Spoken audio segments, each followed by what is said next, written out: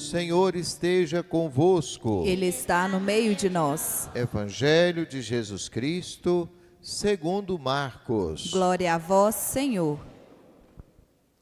Naquele tempo, Jesus dizia no seu ensinamento a uma grande multidão: tomai cuidado com os doutores da lei.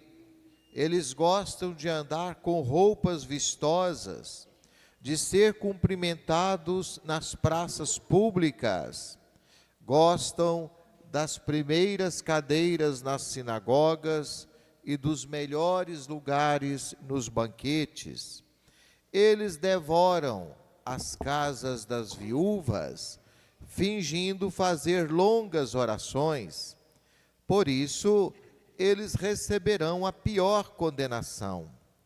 Jesus estava sentado no templo, diante do cofre das esmolas, e observava como a multidão depositava suas moedas no cofre. Muitos ricos depositavam grandes quantias. Então chegou uma pobre viúva que deu 2 pequenas moedas que não valiam quase nada. Jesus chamou os discípulos e disse: em verdade vos digo, esta pobre viúva deu mais do que todos os outros que ofereceram esmolas. Todos deram do que tinham de sobra, enquanto ela, na sua pobreza, ofereceu tudo aquilo que possuía para viver. Palavra da salvação. Glória a vós, Senhor. Meus irmãos e minhas irmãs, prezado ouvinte, você que acompanha esta missa nos mais diversos lugares, hoje nós temos no Evangelho e na primeira leitura, na liturgia, grandes ensinamentos. Grandes ensinamentos. Vocês observaram que nas 2 leituras, na primeira e no Evangelho, aparecem 2 viúvas. Então nós temos que entender também que nós não podemos comparar a vida da viúva de hoje com a viúva no tempo de Jesus. No tempo de Jesus, a viúva passava extrema dificuldade. Ela não podia trabalhar fora, não tinha aposentadoria, não era fácil arrumar uma segunda relacionamento. Então a viúva estava entre os mais desprezados, e algumas às vezes tinham que ir para a prostituição para matar a fome, para sobreviver. Na primeira leitura, o profeta Elias encontra uma viúva buscando lenha. 2 paus de lenha. Parece um detalhe, mas eu acho que não é. Ninguém busca 2 paus de lenha, a gente busca um feixe de lenha. Mas ela estava buscando 2 paus, que ela não tinha nada para cozinhar em casa. O profeta pede água e em seguida pede um pão. E esse pedido doeu até a alma, porque ela disse para o profeta: pelo amor de Deus, eu não tenho pão. Meus irmãos, é muito triste. Eu nunca almoço ou janto sem rezar. Porque um prato de comida é abençoado. E para saber disso, a pessoa tem que ter passado fome, para ver o tanto que é importante o alimento. Ela disse ao profeta: eu não tenho nada. Eu só tenho um punhado de farinha e um pouco de azeite. Eu vou fazer isso para mim e meu filho e esperar a morte chegar. Eu não sei quem estava mais seco ali, se era lenha ou se era viúva. Você imagina para uma mãe de família viver uma situação dessa. E essa viúva era estrangeira, ela não tinha a obrigação de ter a fé de Israel. Ela era pagã. Mas o profeta disse para ela: não se preocupe, vá, faça o seu pão, traga, Deus não vai deixar faltar para você. E a mulher obedeceu ao profeta. Ela não tinha obrigação, ela podia ter falado: não, eu só tenho um, não vou te dar, não. Quantos falariam isso? Eu não tenho nem para mim, como é que eu vou dar a você? Se eu der para você, vai faltar para mim, eu só tenho um. Ela não fez nada disso. Ela confiou na palavra do profeta, fez o pãozinho, trouxe, e a leitura termina dizendo que a farinha da vasilha não acabou, o azeite não diminuiu na jarra,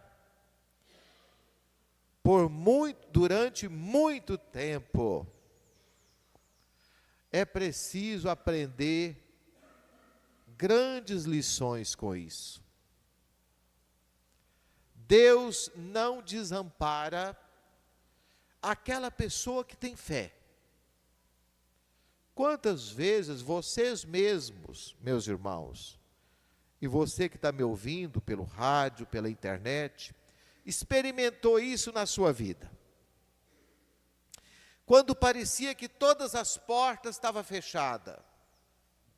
fechadas, e inexplicavelmente veio uma solução. Mas nós precisamos confiar em Deus. Isso não significa não confiar em si mesmo. Nós temos que confiar em nós mesmos também. Nós temos que fazer tudo que está no nosso alcance. Mas tem hora que as coisas não estão no nosso alcance. Tem hora que é só Deus, as coisas fogem do nosso controle. Essa viúva foi para mim um modelo de fé, mesmo sem ter obrigação. Ela era pagã, ela morava numa região estrangeira, e Deus não a desamparou. No Evangelho, aparece uma outra viúva. Nenhuma tem nome aqui no texto, nenhuma apareceu o nome. Lá no tempo de Jesus, havia um cofre grande no templo, e as pessoas mais ricas despejavam lá um tanto de moeda, aquilo fazia um barulhão danado lá no cofre, todo mundo via que estava dando muito dinheiro, porque colocava lá as moedas caíam e faziam aquele barulho, todo mundo via que estava doando muito dinheiro. Veio uma viúva envergonhada, coitada, colocou 2 moedinhas, nem barulho não fez, e não chamou a atenção de ninguém. Minto, chamou a atenção de quem precisava. Jesus notou. E Jesus chama os discípulos, o Evangelho fala, e pergunta para eles, e comenta com eles: vocês viram essa viúva?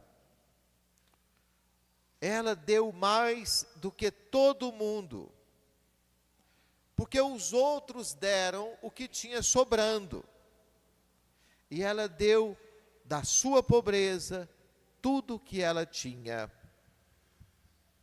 É emocionante, não é? Nosso Senhor percebeu o gesto dela. Deus percebe tudo que nós fazemos. E eu pergunto para você, será que Deus desamparou aquela viúva? Viu que ela foi do coração tão bom, confiou tanto? É claro que não, meus irmãos. Para nós, são modelos, nós podemos aprender muito com isso.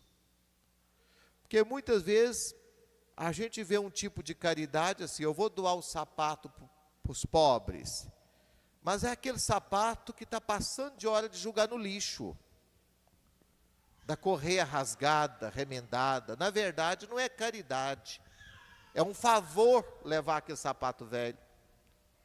Eu acho que não é assim que a gente faz a caridade. A gente tem que aprender a partilhar daquilo que serve para nós. Porque se não serve para mim, não vai servir para o outro também, não é?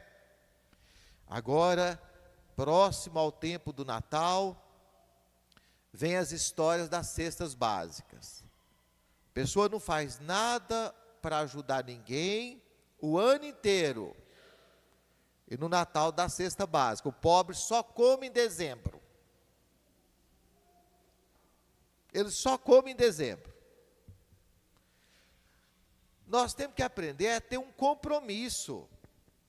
Não é uma coisa passageira, mas um compromisso. E às vezes o que ele precisa não é cesta básica, é pagar um exame médico, é pagar um remédio controlado que ele toma e o dinheiro não dá. Às vezes, principalmente quem é doente, o consumo de fralda é enorme. Ele precisa fralda. Quem tem um doente em casa sabe o que eu estou falando. Às vezes é 4, 5 por dia.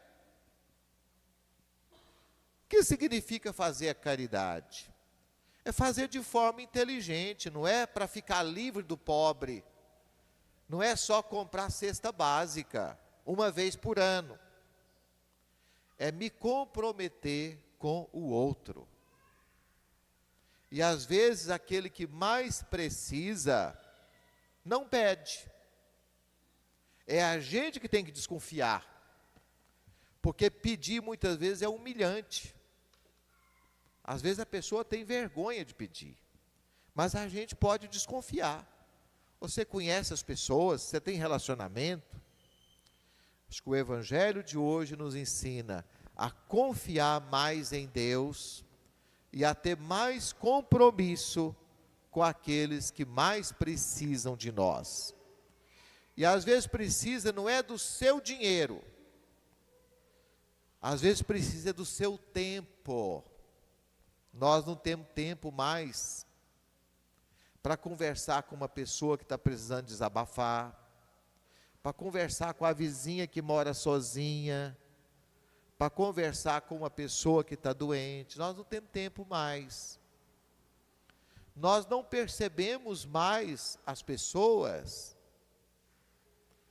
Você mora 5 anos no apartamento de frente e não sabe o nome do vizinho, a pretexto de não querer me envolver com ele. Não, é puro egoísmo. Puro egoísmo, disfarçado de bom senso. Às vezes o vizinho está precisando de você. E não é precisando da sua carteira, não. Às vezes dinheiro ele até tem, mas ele não tem companhia, ele não tem uma pessoa para conversar, ele não dá conta de carregar a cesta de compra pela escada. Tem muito. Gente, quando a gente quer ajudar, a gente ajuda. Quando não quer, é bobagem. Não ajuda. Sempre vai inventar uma desculpa. E às vezes, não é dado que sobra, é dado que nós também usamos, do que nós precisamos. Ah, mas eu sou apertado, eu não posso conversar com fulano. Aí você não está dando o que você pode dar. Você pode. Isso é muito questão de preferência. Quanto tempo a gente gasta, às vezes, com coisa... Ah, mas não é possível. 3 anos que o filho não visita a mãe. Se o filho não valoriza a mãe, ele vai valorizar quem? E mesmo assim, mãe não fala de filho. Ela fala, ah, ele é muito apertado. Eu sei. O que significa esse aperto? É puro egoísmo. Acho que a gente tem que aprender muito com o Evangelho de hoje e com a primeira leitura. Que Deus nos abençoe.